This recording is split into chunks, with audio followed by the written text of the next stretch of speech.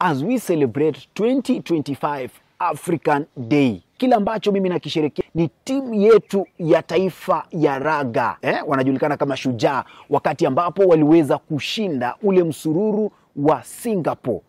World Series ambayo ilikuwa inafanyika kule upande wa Singapore chini ya mkufunzi aliyetuacha ambaye anafahamika kama Benjamin Ayimba. Wakati huo aliweza kuleta historia nzuri kuwa kocha wa kwanza kuweza kushinda taji kubwa kama hilo humu nchini Kenya. Mwana spoti mwingine ni Eliud Kipchoge, no man is limited. Hata pia kuna wakati ambapo aliweza kukimbia riadha zile za marathon chini ya masaa mawili. Alafu mwingine wa tatu, kocha wa timu ya taifa wanadada Harambee Starlets Junior, anajulikana kama kocha Mildred Cheche, na kikosi kizima kuweza kupeleka timu yetu ya taifa kuweza kushiriki ndani ya mashindano ya World Cup kwa mara ya kwanza. Haijatokea nyingine ambayo imeweza kuenda kushiriki kwenye kombe la dunia. Mwanariadha wa humu nchini Kenya wa 4 ni Ferdinand Omanyala. Humu nchini Kenya hatujakuwa tunajulikana kwa kuweza kukimbia short races, lakini imefika wakati ambapo Ferdinand Omanyala ameweza kujitokeza.